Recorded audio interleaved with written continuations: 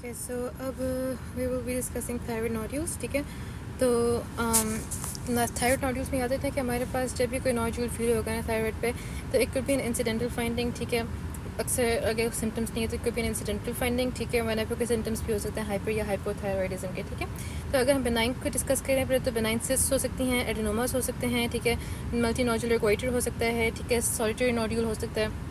There different types of benign conditions. ठीक है, तो बस इसमें ये याद रखना है कि हमारे पास जो क्या कहते हैं, अच्छा वो देखते हैं कि बस ये आता है कि मेलिग्नेंट में हमारे पास सारे कार्सिनोमास आ जाएंगे और बेनाइन में सारे सिस्ट और एडेनोमास वगैरह आ जाएंगे, और साथ में जो नोड्यूल्स मल्टी नोड्यूलर गोइटर हो गया जो कि नॉन टॉक्सिक भी हो सकता है, टॉक्सिक भी हो सकता है, और इसमें एक और ऐड कर लेना है कि सॉलिटरी नोड्यूल्स भी। ठीक है, तो अब हमारे पास सबसे पहले वर्कअप में क्या आएगा, TSH। ठीक है, TSH में क्या करवाना है कि पहले बेसिकली हमने TFTs बेसिकली आना चाहिए। ठीक है, TSH नहीं TFTs। ठीक है, यहाँ पे हमने पूरा थायराइड प्रोफाइल करवानी है। ठीक है, थायराइड प्रोफाइल। ठीक है, उसमें बेसिकली TSH देखेंगे और हम उसको देखेंगे T3 T4 का। ठीक है, अगर TSH देखेंगे अगर वो लो है तो हमें पता चल रहा होगा कि T3 T4 ज़्यादा है, जिसकी वजह से ये ठीक है, तो हम इसमें कर लेंगे कि इट्स बेसिकली हाइपरथायरॉयडिज्म। ठीक है, और ये हमारे पास क्या सजेस्ट करेगा कि अगर किसी नोड्यूल की वजह से हमें लग रहा है कि हाइपरथायरॉयडिज्म की क्लिनिकल पिक्चर आ रही है और TSH लो है, T3 T4 हाई है, तो फिर will term that nodule as hyper functioning nodule. ठीक है, और साथ ही हमारे पास हाई TSH आएगा, तो उसका मतलब है कि T3 T4 कम है। ठीक है, और T3 T4 कम होने का मतलब का मतलब है कि हमारे पास हाइपोथायरॉयडिज्म हो रहा है। ठीक है, दैट मीन्स कि हमारे पास जो नोड्यूल है वो हाइपो फंक्शनिंग है। ठीक है, अब इसमें इस सबसे क्या पता चलता है हमें कि बेसिकली हाइपर फंक्शनिंग नोड्यूल होता है ना, जो ज़्यादा हमारे पास T3 T4 रिलीज़ कर रहा है, वो हमारे पास basically low risk of malignancy होगी। ठीक है, जिसको हम बहुत कॉमनली कहते हैं हॉट नोड्यूल भी। ठीक है, तो hot nodule has a lower risk of malignancy, but ये हमारे पास अभी इतना डॉक्टर उन्हीं वगैरह बता रहे थे कि it's not that reliable any more according to Bailey. इसमें हम कोल्ड और हॉट नोड्यूल को इतना नहीं कर सकते कि किसी मेलिग्नेंसी के ज़्यादा किसका नहीं है ऑन द बेसिस ऑफ वो क्या कहते हैं थायराइड अपटेक स्कैन। मगर वैसे अगर हम TSH के लेवल्स पे देखें तो हम ये देख सकते हैं कि TSH लो और हाई अगर हमारे पास नोड्यूल के साथ आया है तो वी जस्ट प्रेडिक्ट कि हमारे पास हाइपरथायरॉयडिज्म की पिक्चर है कि हाइपोथायरॉयडिज्म की पिक्चर आई। ठीक है, उसके बाद हम करते हैं थायराइड अपटेक स्कैन। ठीक है, मगर पहले हम थायराइड अल्ट्रासाउंड करवाते हैं, फिर थायराइड अपटेक स्कैन करवाते हैं। इसमें थोड़ी सी वो थी कन्फ्यूजन थी कि पहले कौन सा करवाते हैं बाद में कौन सा करवाते हैं, but if you go step से कि thyroid radio active Uptake scan करवाया तो जस्ट रिमेंबर कि हमारे पास दो चीज़ें में आती हैं, दो कीवर्ड्स आ सकते हैं। ठीक है, जब हमारे पास टॉक्सिसिटी होगी और हमारे पास नोड्यूल्स होंगे। ठीक है, तो टॉक्सिसिटी एसोसिएटेड विद नोड्यूल्स। ठीक है, हमारे पास अगर ये पिक्चर आ रही है टॉक्सिसिटी का कैसे पता चलेगा, हमारे पास क्लिनिकल फीचर्स आ रहे होंगे टॉक्सिसिटी के। ठीक है, और नोड्यूल्स हमें नोड्यूल नजर आ रहा होगा, तो यू हैव टू थिंक कि टॉक्सिक मल्टी नोड्यूलर गोइटर है, तो इसमें हमने यूजुअली थायराइड स्कैन नहीं करवाते क्योंकि आउटकम चेंज नहीं होता। अगर हमें पता चल गया टॉक्सिक मल्टी नोड्यूलर गोइटर है तो you have to do thyroidectomy. However अगर वो सिंगल सॉलिटरी टॉक्सिक नोड्यूल है ना और साथ में टॉक्सिक साइंस आ रहे हैं तो फिर you have to go for ये क्या कहते हैं थायराइड अपटेक स्कैन, ताकि आपको पता चले कि कितना वो एक्टिव है। ठीक है, कितना हाइपर फंक्शनिंग हाइपो फंक्शनिंग है, और इस लिहाज से फिर और कितने नोड्यूल्स हैं बॉडी में, कहीं एक टॉपिक नोड्यूल तो नहीं है। ठीक है, और एक और जो हमारे पास इसकी इंडिकेशन होती है for radioactive iodine Uptake scan वो ये होती है कि हमारे पास इसको करवाते हैं आफ्टर थायराइडेक्टमी या कोई भी फॉर एनी कार्सिनोमा। ठीक है, तो एनी भी थायराइड कैंसर के बाद अगर कोई थायराइडेक्टमी हुई है तो हम इसके बाद ये करवाते हैं फॉर सर्वेलेंस, देखने के लिए कि हमारे पास कोई एक्टोपिक थायराइड इशू तो नहीं रहेगा जो कि अभी भी फंक्शनिंग है पूरी बॉडी में। ठीक है, तो ऑल्सो ये हमारे पास नोड्यूल हाइपर फंक्शनिंग और कि हमारे पास व्हेन कौन सा कि सिर्फ एक नोड्यूल हाइपर फंक्शनिंग है या फिर पूरा पेरेंकमा हाइपर फंक्शनिंग है। ठीक है, तो अगेन इसमें हमें हॉट नोड्यूल और कोल्ड नोड्यूल जो ओल्ड कॉन्सेप्ट उसके हिसाब से देख लेते हैं कि हॉट नोड्यूल का मतलब है कि ज़्यादा आयोडीन अपटेक हो रही है, इसका मतलब है कि ज़्यादा हाइपर फंक्शनिंग है, इसका मतलब है कि वो हाइपर थायरॉयडिज्म की साइंस दिखा रहा होगा। ठीक है, और इस पर हमारे पास रिस्क ऑफ मेलिग्नेंसी कम होती है बिकॉज इट्स वर्किंग बहुत ज़्यादा ना।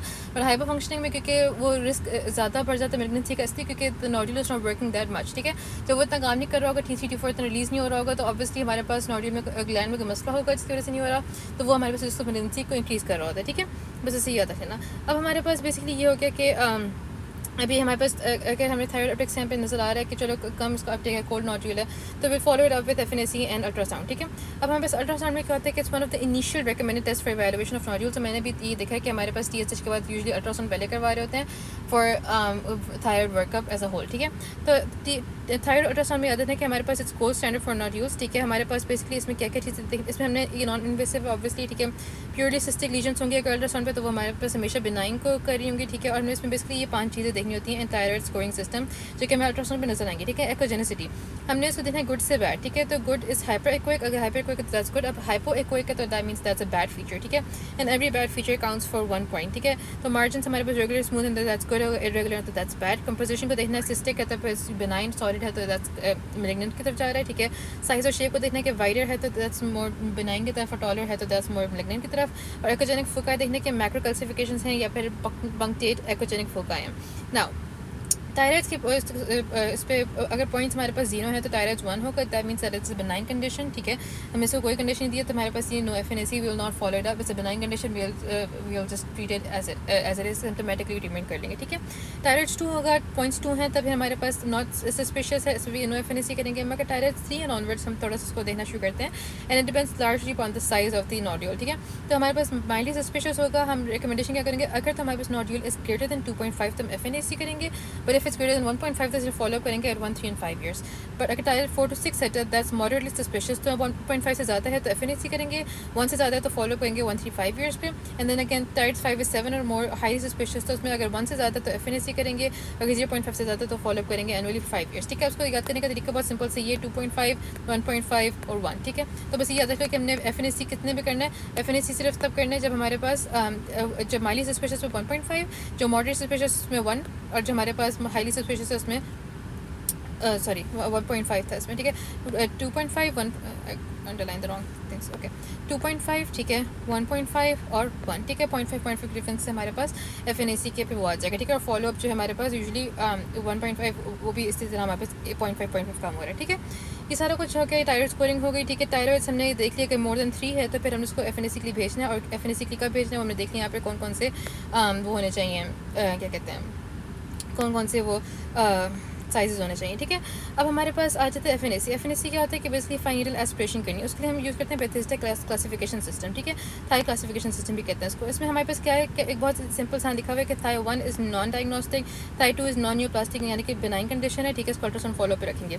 थाई 3 इसमें एटीपी नजर आना शुरू हो गया, और थाई 4 पर फॉलिकुलर लीजन नजर आने शुरू। रिमेंबर फॉलिकुलर लीजन नजर आई है, हमें ये नहीं पता कि वो फॉलिकुलर एडेनोमा है या फॉलिकुलर कार्सिनोमा है, क्योंकि ये जो डिफरेंस है ना ये हमें सिर्फ उस पता चलता है कि जब हम एक दफ़ा उस पार्ट को विजिट करके हिस्टोपैथोलॉजिकली भेजेंगे, ठीक है। तो सर्जरी के बाद ये बात पता चलती है। This is not clear on क्या कहते हैं ये FNAC, and this is only for follicular carcinoma, ठीक है। तो ये हो गया हमारे पास वेरिएबल ट्रीटमेंट है, can not differentiate between follicular adenoma on carcinoma on FNAC, तो you need to do histopathology after lobectomy, ठीक है। Thy 5 is suspicion of malignancy, अब हम मजीद मैलिग्नेंसी तक जा रहे हैं, और फिर थाई 6 इज मैलिग्नेंसी इटसेल्फ, ठीक है। तो ये बात यहाँ लिखी हुई है, ठीक है। हमारे पास नॉन एडिक्वेट हो गया, नॉन डायग्नोस्टिक हो जाएगा तो हम इसमें रिपीट करते हैं एफएनएसी को, ठीक है। जब कैटेगरी 1 होगा, जब बेनाइन होगा तो फॉलोअप करते हैं, 3, 4 होगा तो बेनाइन ट्रीटमेंट हमारे पास वेरिएबल ट्रीटमेंट होगी, ठीक है। 5, 6 होगा तो सर्जिकल ट्रीटमेंट होगी, और इसमें दोनों में मैलिग्नेंसी की टाइप्स होती हैं, ठीक है। अच्छा, हमारे पास जो सस्पेशन फॉर मैलिग्नेंसी है उसमें नियर टोटल थायरॉइडेक्टमी या लोबेक्टमी कर देते हैं, और इसमें भी थ्री नियर थायरॉइडेक्टमी लोबेक्टमी कर देते हैं। और जो हमारे पास फॉलिकुलर न्यूप्लाज्म सस्पेशन है उसमें हम मॉलिक्यूलर टेस्टिंग कर रहे होते हैं और लोबेक्टमी कर रहे होते हैं ताकि हम उसको हिस्टोपैथिकली भेज सकें, ठीक है। अब एक एमसीक्यू था कि 46 year old female with 3 cm palpable thyroid nodule has fine needle aspiration performed non diagnostic करना था, रिपीट करनी थी, ठीक है। अब इसके अलावा हम क्या कर सकते हैं, अगर हम डिस्टिक मेटासिस चेक करना है लाइक इन एवरी कैंसर तो हम इसमें सीटी करवाएंगे, but this will be contrast enhance सीटी, ठीक है। हम इसमें साथ में सीटी नेक के साथ वो भी कर सकते हैं कॉन्ट्रास्ट फॉर स्टेजिंग, ठीक है। और डिस्टिक मेटासिस के लिए हम सीएपी भी करवा सकते हैं, चेस्ट एब्डोमेन पेल्विस, ठीक है। मेटास्टेसिस के लिए हम एमआरआई भी करवा सकते हैं और पेट स्कैन करवा सकते हैं कि बहुत डिस्टिक मेटास्टेसिस तब, ठीक है। ये सारा हमारे पास होकर इन्वेस्टिगेशन क्या करेंगे ना। अगर हम सिर्फ एक जनरल बात करें ऑफ द कार्सिनोमा जो कि हमारे पास होते हैं मैलिग्नेंट कार्सिनोमास टाइप्स क्या होती हैं, तो मेंबर इसमें हमारे पास एक पेपिलरी कार्सिनोमा होता है, एक फॉलिकुलर कार्सिनोमा होता है, मेडुलरी होता है और एनाप्लास्टिक होता है। पेपिलरी को याद करने का बहुत आसान तरीका ये है कि इसका नमूना क्या होता है, पी से पेपिलरी, पी से पैल्पेबल लिम्फ नोड्स, ठीक है। बस ये बात बहुत इंपॉर्टेंट है क्योंकि हमारे पास जो पेपिलरी कार्सिनोमा है ना वो हमारे पास स्प्रेड करता है थ्रू लिम्फ नोड्स, तो हमारे पास पैल्पेबल लिम्फ नोड्स अगर होंगे तो यू हैव टू नो कि हमारे पास पेपिलरी कार्सिनोमा का मेटास्टेसिस होना शुरू हो गया, ठीक है। तो हमारे पास पेपिलरी इसका लिम्फेटिक स्प्रेड होता है तो it goes to the lymphatic nodes और बाकी कोई कार्सिनोमा हमारे पास लिम्फ नोड्स में नहीं जाता। It's the most common type, ठीक है। वेल डिफरेंशिएटेड फॉर्म होती है, याद है ना कि हमारे पास फॉलिकुलर और पेपिलरी जो है ये वेल डिफरेंशिएटेड फॉर्म है और मेडुलरी और एनाप्लास्टिक जो है ये नॉन वेल डिफरेंशिएटेड फॉर्म्स है, मतलब कि पूरी डिफरेंशिएटेड फॉर्म्स है, ठीक है। इसमें हमारे पास मल्टीपल रिस्क फैक्टर्स हो सकते हैं, प्रायर रेडिएशन एक्सपोजर हो सकता है जैसे जापान में कोई हिस्ट्री न्यूक्लियर बॉम्ब्स वगैरह की, ठीक है। हमारे पास शर्नेबल है, चाइल्डहुड एक्सपोजर है टू रेडिएशन किसी मैलिग्नेंसी की वजह से, ठीक है। तो ये सारे हैं पेपिलरी प्रेवलेंट, मोस्ट प्रेवलेंट है, ठीक है। पैल्पेबल लिम्फ नोड्स हैं, प्रायर रेडिएशन है, समोमा बॉडीज होती हैं और प्रोग्नोसिस अच्छा होता है। और फिर एनी न्यूक्लियर और समोमा बॉडीज एफएनएसी पे नजर आती हैं, ठीक है। और most common around 40-51 years age, मतलब कि मिडिल एज में ज़्यादा होता है और टीएसएच डिपेंडेंट होता है, ठीक है। अच्छा, अब हमारे पास आ जाते हैं फॉलिकुलर कार्सिनोमा। फॉलिकुलर से आते हैं कि हमारे पास इसमें follicular adenoma carcinoma can not be differentiated on FNAC, you have to do diagnostic lobectomy, जिसको सिस्टोपैथी भेजना पड़ता है। 40 to 60 ईयर्स के लिए में होता है, वेल डिफरेंशिएट होता है, इसमें लिम्फ नोड का इन्वॉल्वमेंट नहीं होती। इसमें हमारे पास हेमाटोजेनस स्प्रेड होता है, ठीक है। हेमाटोजेनस स्प्रेड से हमारे पास बोन्स और लंग्स में जाते हैं। It is also TSH dependent, it goes slowly और prognosis depends on capsular and vascular invasion. ये बहुत बड़ा कीवर्ड है इसका, ठीक है।